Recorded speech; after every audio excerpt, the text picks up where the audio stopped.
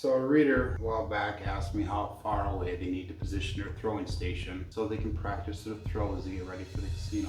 In this video, we will go through how far it is from each position on the table, starting at stick 1 left all the way around to second and third base. Hi, my name is Joe and this is my Craftsmaster journey. Let's make it yours too.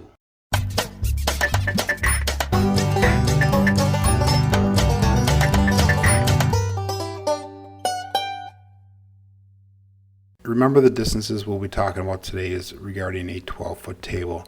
This is the most common size table in most casinos.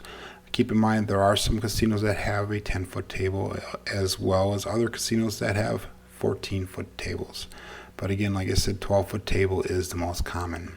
It's also important to know the throwing distances so that when you're practicing at home, you can set up your throwing station the proper distance away from the receiving station. This will help you improve the accuracy of your throws once you do actually get into the real casino. First position we'll be talking about is stickman left 1. This is the most preferred position for right-handed throwers simply because it is the closest distance between the throwing part of the table to the receiving part of the table, which is at the far end of the table. The distance is 90 inches along the pass line to the diamond bumpers from where the player is standing. This would be the same from the other side, the stickman right 1 position. Obviously that one would be more beneficial for left-handed throwers. Stickman left 2 is our second position. This is the second most preferred position for right-handed throwers, again because of the close proximity to the far wall that you're throwing towards. The distance along the pass line to the diamond bumpers from that throwing position is 102 inches. Stickman left 3 is our third position that we'll be talking about.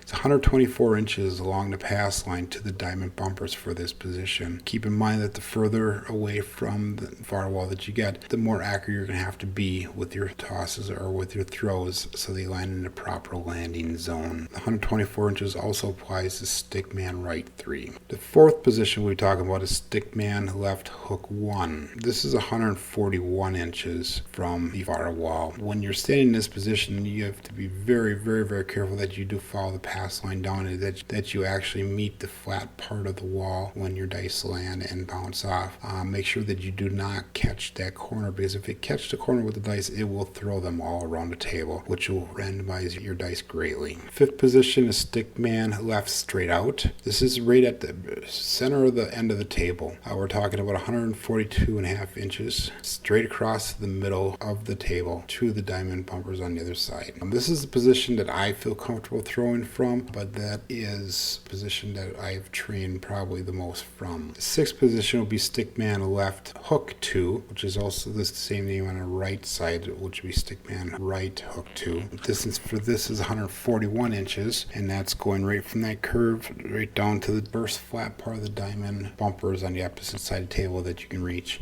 Again, like on the other side, make sure you do not hit that corner. Make sure you get onto the flat part of the far wall. This position is an excellent position for any people that like to bet your don't comes quite often. And a lot of times if you are at a different part of the table and that position opens up, the dealers will have you slide over, so it's easier for them to pay you out and for them to keep tabs on what you're actually betting. The last position we're talking about is second base, which is on the left side, or if you're going around the right side of the table, is third base. Second base is 124 inches, and that would be right from the position that you're at, again to the flat part of the table. This again is good for the don't come bettors. Keep in mind that the positions that we went through is for a fully loaded table, so in other words that it involves the most amount of players that can be on the table. During the COVID times now, most of the tables do not have this many positions.